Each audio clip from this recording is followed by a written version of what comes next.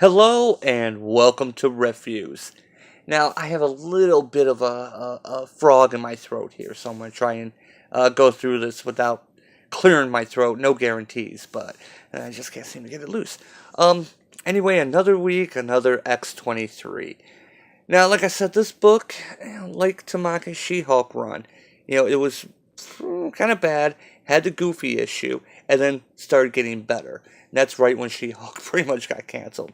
And it looks like this book is following the same trajectory. It had that really bad issue. And so far, this story with the damaged cyborg clone hasn't been too bad. This issue starts kind of falling back. Um, so let's go through this. The cover.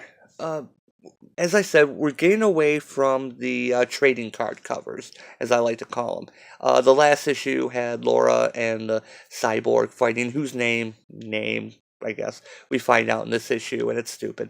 Um, but the previous issue had, kind of wonky uh, depth to it, as I mentioned in the last video about it. This one, it's not too bad. Um, I like it when covers relate to what's going on in the book. That's why I get so upset with the trading card covers. And this isn't too bad. It's Laura with her claws through the cyborg's helmet and Gabby looking upset. Pretty much showing their stance. Laura is basically anti-cyborg, and Gabby's trying to befriend it. Um, Another thing about this series is, and I keep saying it, Tamaki wants to write a Honey Badger series. When you read this book, you tend to forget that this is X-23's book. So, it's not X-23 and Honey Badger, it's just X-23. And, yeah, she takes up most of the book. So let's just jump right into it. Now, the last issue ended with the cyborg in the Xavier Institute being left on a slab, and Gabby sneaks downstairs to go talk to it. And I mentioned, doesn't Beast have any type of security measures? You would think so, because that kind of comes up. The first panel starts with Gabby singing the theme song to the Golden Girls. Yeah, this issue's bookended with a Golden Girls reference. It starts out and then ends with a Golden Girls reference. And the one at the end is really freaking stupid. It's really, really dumb. And also, Gabby, what? I know I looked this up before. She's what, 11, 12, 13? This is Mariko making Golden Girls references. Not, and let's just average it out. Let's just say she's 12, because I know she's somewhere in that range. What 12-year-old knows the Golden Girls that well? I mean, maybe I'm wrong.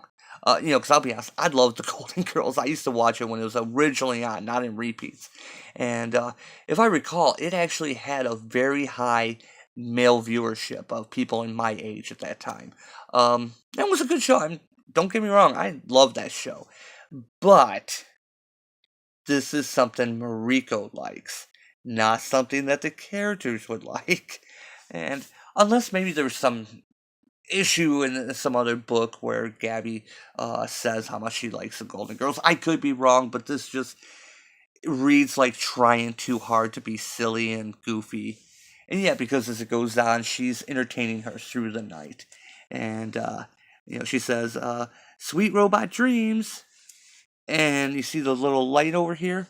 It's because she left her cell phone down there. Laura texts her, where are you? And you see the uploading. Now, the way the thing fizzles, obviously the cyborg is using the phone, but says she's uploading. Okay. So I'm guessing she initiated a transfer, and then the other end was trying to respond. So I'll come back to that in the next page.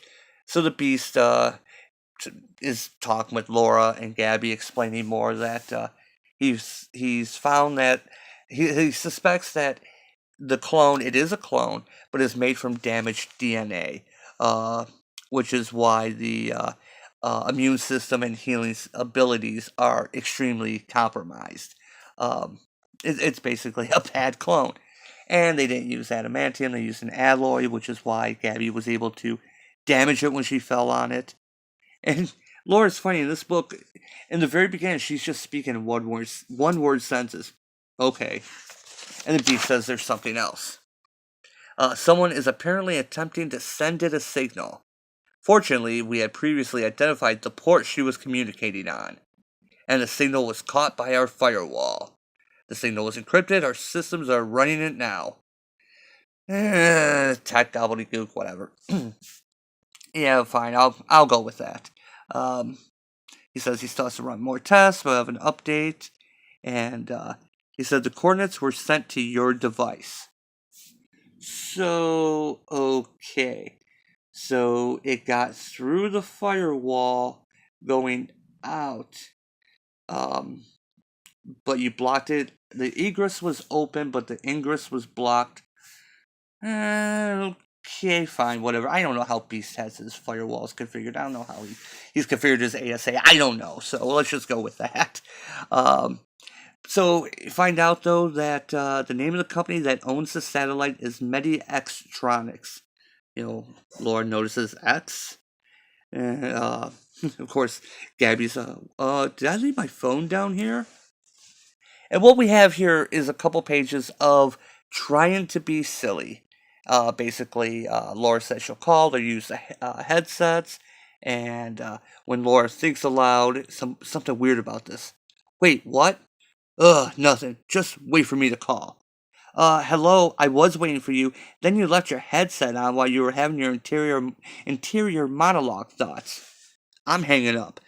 Okay, I don't think we can hang up on these. I think we just have to stop talking. It's stupid. And then the next page is basically Gabby and Beast talking. Gabby is really concerned about the clothes. She feels like it's another sister, and ends up asking if it's in pain. And there does seem to be some increased activity in the cyborg system I can't explain. And then Beast gets a call, and Gabby just looks back. Laura gets to the future of medical innovation at X-23. It's just kind of staring. Someone happens to drop their wallet. She picks it up and goes in. It smells super nerdy around here. Yeah, finds out that they supposedly create artificial limbs. And here's where the book gets dumb, as I pointed out in the previous issue. Hey, so I don't know if you want to wear clothes or if this is in your size. And she brings a shirt over to... What's funny? Sometimes that shirt looks like Brack from Adult Swim, from Space Ghost. And there's one panel especially where it looked like Brack. Maybe it's just me. And then she sees, the cyborg has left. What was I saying about Beast? They don't have any type of security. Here is a weapon that was trying to kill them. They bring it back to the Xavier Institute. They don't lock it up. They just leave it on a table and then just walk away. Beast takes a call. Gabby hangs out with it all night long. No alarms, no nothing. These characters deserve what happens. They deserve everything they get. Gabby then opens the door. You guys seen a robot person that looks like me? Does it really look like Gabby? And of course, they're playing D&D, even the cow X-Man. Whatever. Cut back to I've already forgotten its name, X whatever.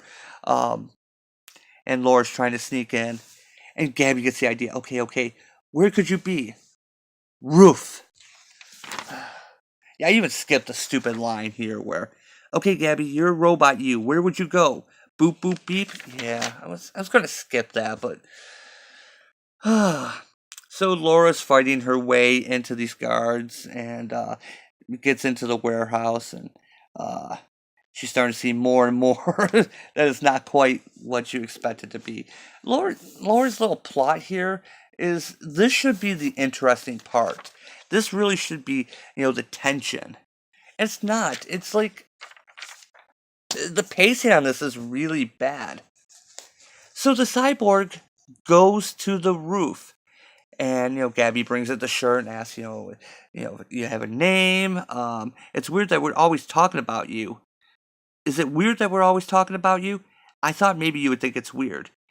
We're kind of not like other people who think certain things are rude, and then the robot, does a little flip and puts a knife in her face.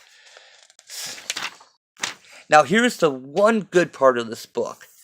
This 2-page spread of Laura just kicking cyborg ass. It's just, I've been really ignoring her monologue because it's stupid. It's this is X-23's book. And remember I said in the last issue, all she did was kick someone? Oh, and then she lifted up the cyborg's hand to shoot a laser or EMP somehow. But these 2 pages are really freaking cool looking. We have this main thing overlaid on top of panels that are showing the other bits of. This is actually well done. Kudos to this. This part is these 2 pages are really cool, really cool looking, and then you get this panel on the next page.